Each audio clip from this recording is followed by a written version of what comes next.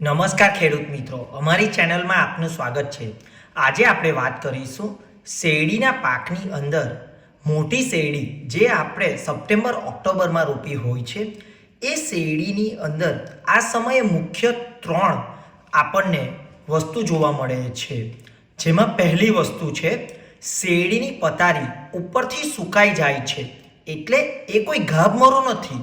શેરડીની અડધી પતારી ઉપરથી સુકાઈ જાય છે તો એ વાતાવરણની અંદર વધારે પડતી ગરમી અને ઠંડીના કારણે થાય છે, કારણ કે ચોમાસું નજીક આવવાથી વધારે તાપ અને ઠંડુ વાતાવરણ મિક્સ થાય છે, જેને લીધે શેરડીની પતારી અડધી ઉપરથી સુકાઈ જાય છે।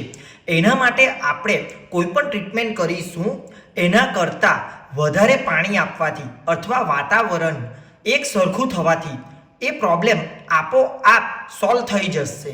તે ઉપરાંત બીજો પ્રોબ્લેમ જોવા મળે છે સુગરકેન માઇટ્સનો, એટલે સુગરકેનની પતારીની ઉપર માઇટ્સ આવી જાય છે, ટપકા ટપકા આવી જાય છે।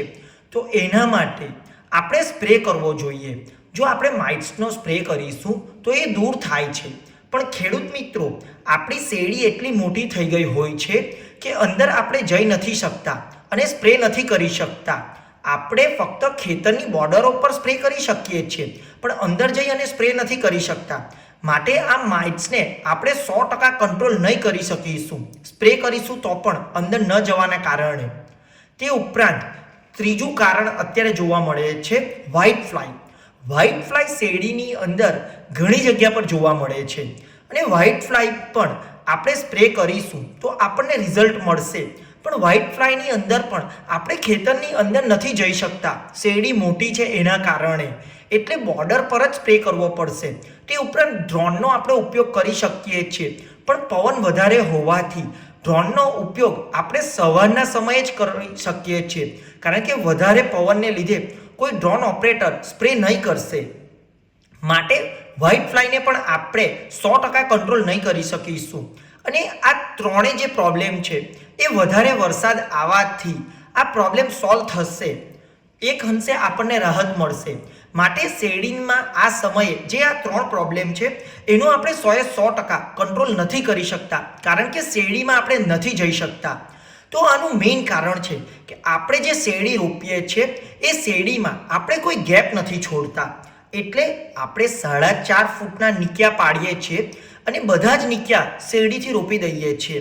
તો આના માટે ખેડૂત મિત્રો આપણે 4 થી 5 નિક્યા રોપી અને એક નિક્યું ખાલી છોડી દેવું જોઈએ, કે જે નિક્યાની અંદર આપણે જઈ શકીએ અને આપણે આજુબાજુથી શેરડીની અંદર સ્પ્રે કરી શકીએ, કારણ કે એક નિક્યામાં જવાની જરૂર નથી, આપણે 5 થી 7 10 ફૂટની અંદરથી દવા ઉડાડી શકીએ છીએ, કારણ કે આપણે એની બધી બાજુથી દવા ઉડાડીશું તો શેરડીને દવા લાગી જશે, તો આપણને આ દવાથી 80 થી 90% રાહત મળશે। જે પણ આપણે અગાઉ પ્રોબ્લેમ કીધા એ બધા પ્રોબ્લેમની અંદર, તે ઉપરાંત આપણે શેરડીની અંદર વેજીટેટિવ ગ્રોથ માટે, એની હાઇટ માટે, એની પિંડલની લંબાઈ માટે પણ સ્પ્રે કરી શકીશું।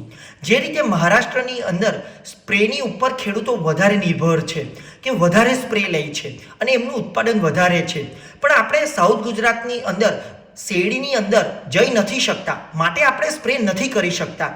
તો એ માટે આપણે જો વચ્ચે એક નિક્યું છોડી અને શેરડી રોપીશું તો આપણે પણ શેરડીની અંદર છેલ્લે સુધી જઈ અને સ્પ્રે કરી શકીશું અને વધારે સારું ઉત્પાદન લઈ શકીશું।